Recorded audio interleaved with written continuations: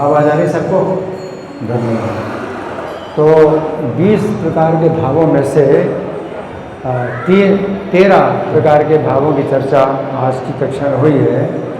इसमें जो 2 सबसे पहले हैं, एक तो बुद्धि और दूसरा ज्ञान, इसके संबंध में हम सुनेंगे श्री भगवान ने कहा में क्या लिखा है। तो पहली शिक्षा है बुद्धि का भाव मुझसे उत्पन्न होता है। इसका अर्थ है कि श्री कृष्ण के अंदर बुद्धि है परंतु शुद्ध रूप में है। श्रील प्रभुपाद तात्पर्य में लिखते हैं बुद्धि का अर्थ नीर क्षीर का विवेक करने वाली शक्ति। क्या? नीर क्षीर का विवेक करने वाली शक्ति। नीर का मतलब पानी और क्षीर का मतलब दूध। पानी और दूध का विवेक करने वाली शक्ति है। तो गीता 10:10 में श्री कृष्ण कहते हैं कि जो भक्त श्री कृष्ण का अनन्य भजन करते हैं उन्हें भी ऐसी बुद्धि प्रदान करते हैं जिससे वे श्री कृष्ण के निकट आते हैं। और इस भौतिक जगत में श्री कृष्ण भी सर्वव्यापी हैं। क्या? इस भौतिक जगत में श्री कृष्ण भी सर्वव्यापी हैं। कहते सर्वम कृष्णमयम जगत, सर्वम कृष्णमयम जगत। और उनकी माया भी सर्वव्यापी है। ये भी कहा जाता है माया सर्वम मायामयम जगत।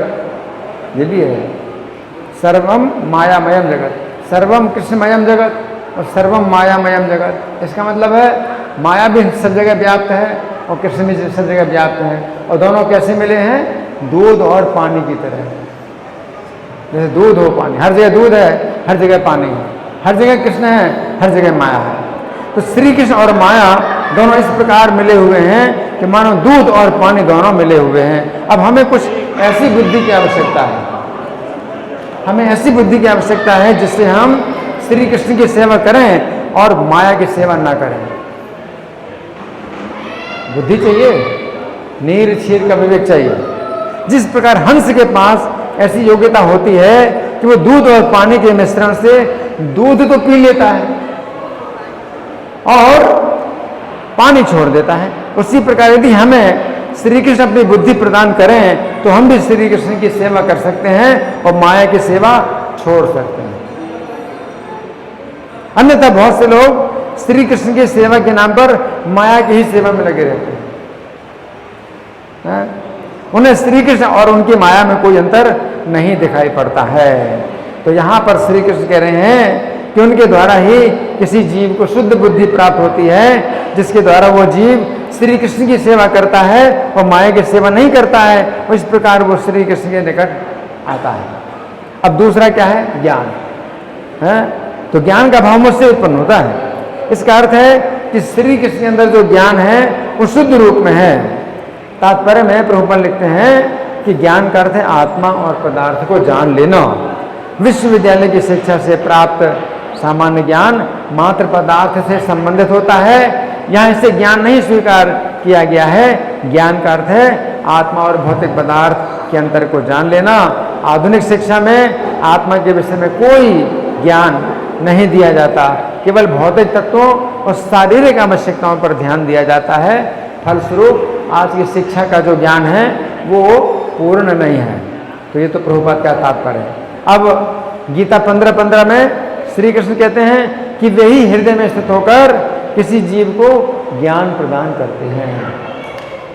जिस समय हम बाहर से शास्त्रों, साधुओं, आचार्यों से ज्ञान प्राप्त करते हैं और अंदर से श्री कृष्ण के द्वारा ज्ञान प्राप्त करते हैं, वही ज्ञान अंदर से मिलता है श्री कृष्ण के द्वारा और बाहर से मिलता है शास्त्रों, साधु, आचार्यों के द्वारा। तो क्या होता है? वो फिर हृदय में जम जाता है। तो जरूरी अंदर से भी ज्ञान आए और बाहर से भी वही ज्ञान आए।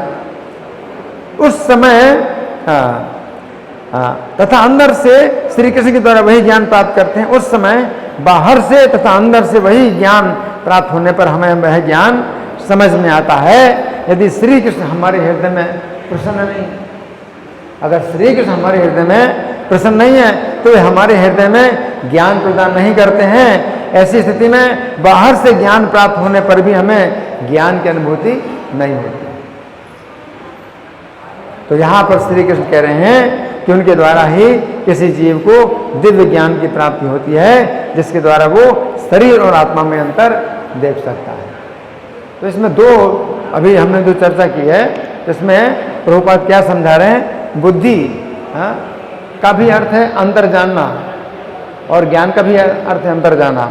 बुद्धि का अंतर क्या है कि दूध और पानी के बीच में जो है हमें दूध निकाल लेना है, अलग कर लेना है और पानी को छोड़ देना है। तो इतनी माया और कृष्ण के बीच में हमें अंतर देखना है और कृष्ण की सेवा करना है और माया की सेवा छोड़ देना है।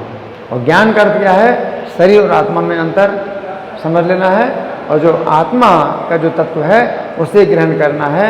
आत्मा के धरातल पर हमें कार्य करना है और शरीर के धरातल से ऊपर उठना है। तो दोनों चीज़ों में जो है अंतर करना है और एक को ग्रहण करना, दूसरे को छोड़ना है। बुद्धि का मतलब है माया और श्री कृष्ण में अंतर देखना और श्री कृष्ण की सेवा कर लेना, माया की सेवा छोड़ देना।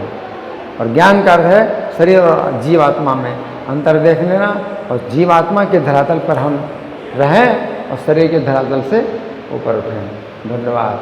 ग्रंथराज श्रीमद् भगवद गीता की जय। श्रील प्रभुपाद।